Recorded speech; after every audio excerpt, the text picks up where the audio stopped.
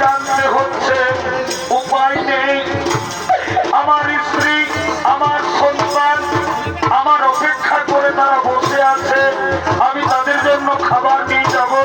না না, আর আমি দেরি করবো না, আমি গরুর গাড়ি টানবো। পাখি জামা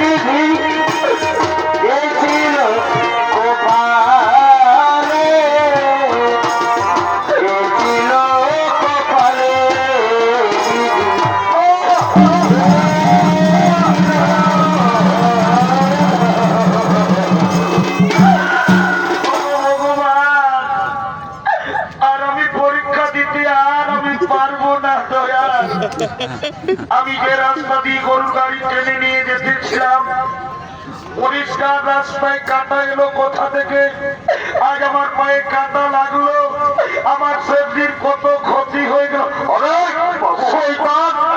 এই জন্য আমি তোকে প্রথমে বলেছিলাম সাবধানে গাড়ি টানবি।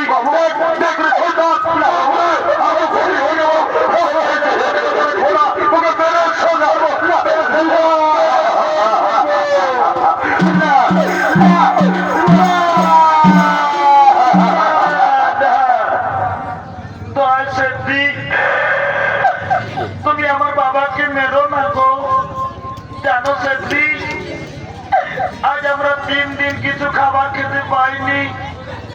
আমার বাবা আমার জন্য গিয়েছিল ভিক্ষা করতে, তাই আমার বাবাকে আর মেরো না সেটি, আমি আপনার পায়ে ধরি, আপনি আমার বাবাকে মারবেন না।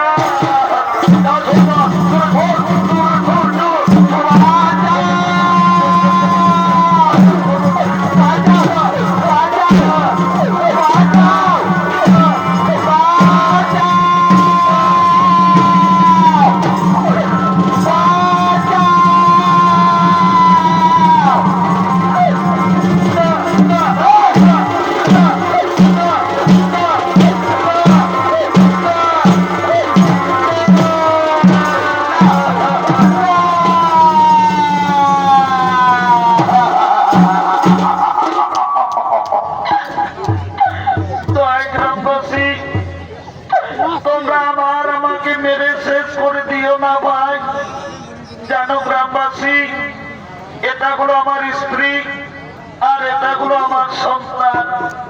সত্যি কথা বলছি, আজ আমরা 3 দিন কিছু খাবার খেতে পাইনি। আমি একটা মুদি দোকানে গিয়েছিলাম ভিক্ষা করতে, ওই মুদি দোকানে আমাকে ভিক্ষা দিল না, আমাকে দূর দূর করে দোকান থেকে তাড়িয়ে দিল। তারপর মুদি দোকানি এমনই বেমান চালাকি করে তার গরুর গাড়ি আমাকে টানা করালো খাবার দেব বলে, কিন্তু আমার ছেলের জন্য খাবার দিল না। শেষে বাধ্য হয়ে এই রুটি আমি আপনাদের বাড়ি থেকে চুরি করেছি, কিন্তু এই রুটি চুরি আমি আমার খাবার জন্য করিনি, আমি রুটি চুরি করেছি আমার ছেলের জন্য। আমি রুটি চুরি করেছি আমার ভাইয়ের জন্য।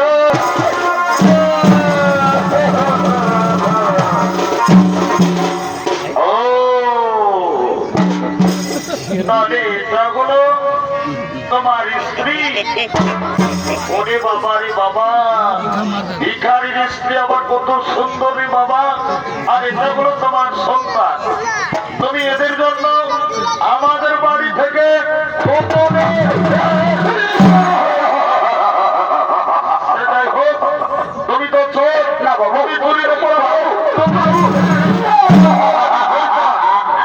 জানো না চুরি করলে কি শাস্তি হয়? এই অপরাধের শাস্তি হিসেবে আজ আমরা ঠিক করেছি তোমাদের স্বামী স্ত্রী দুজনের চোখের সামনে তোমাদের ওই ছেলেটিকে আমরা বলি দেব। যদি আমি পাগল, তোমরা আমাকে বলি দাও, আমার ছেলেকে ছেড়ে দাও, তোমরা আমাকে বলি দাও, তোমরা আমার ছেলেকে ছেড়ে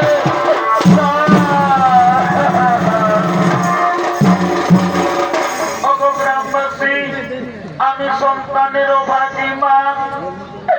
আমি প্রতিদিন পরের বাড়িতে কাজ করে ভিক্ষা করে আমি আমার ছেলেটিকে এত বড় করেছি।